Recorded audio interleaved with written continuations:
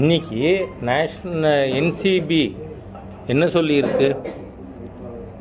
மங்கைங்கிற படம் முழுமையாக ஃபினான்ஸ் பண்ணது ஜாஃபர் சாதிக்.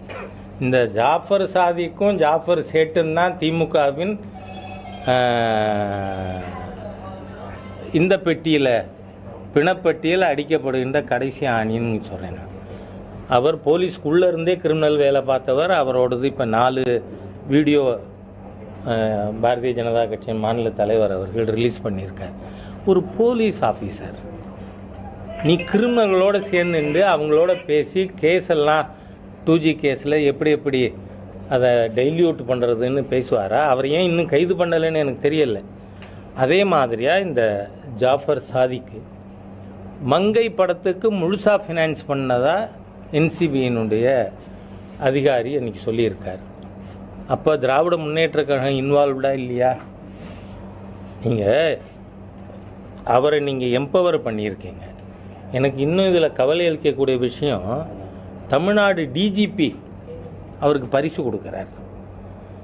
டிஜிபிக்கு தகவல், அவர் கமிஷனராக இருந்தபொழுது இவர் புழல் சிறையில் இருந்தார், சென்னையில் ஜெயிலில் இருந்தார்னு டிஜிபிக்கு தெரியாதா? ஆகவே இன்னைக்கு தமிழகம் பெற்றோர்கள் பெரியவர்கள் அடுத்த தலைமுறை பற்றி கவலைப்படுறது மாதிரியாக ஒரு கேவலமான சூழ்நிலை தமிழ்நாட்டில் இருக்குது. அதனால் முதலில் தமிழகத்தை காப்பாற்ற வேண்டும். இவர் இன்னும் இந்தியாவை காப்பாற்றுவேன்னு போஸ்டர் அடிக்கிறார். இந்தியான்னு சொல்ல வச்சிருக்கமே இந்த பிரிவினைவாத தேச விரோத தீய சக்திகள் தனிநாடு கேட்போம். முகமது அலி ஜின்னா பாகிஸ்தான் கோரிக்கை மாநாடு கராச்சியில் நடத்தும் பொழுது ஈவேரா எழுதியது யார்? ஈவே ராமசாமி நாயக்கர். அவர் எழுதின கடிதம். ஏன்னா அவர் அதில் கையெழுத்து அப்படி போட்டிருக்காரு, அதனால சொல்கிறேன். எனக்கு எந்த உள்நோக்கமும் கிடையாது. அதில் அவர் ஈவே ராமசாமி நாயக்கர் அப்படின்னு ஜின்னாக்கு எழுதின கடிதத்தில் கையெழுத்து போட்டிருக்கார். அதில் ஈவேரா என்ன சொன்னார்?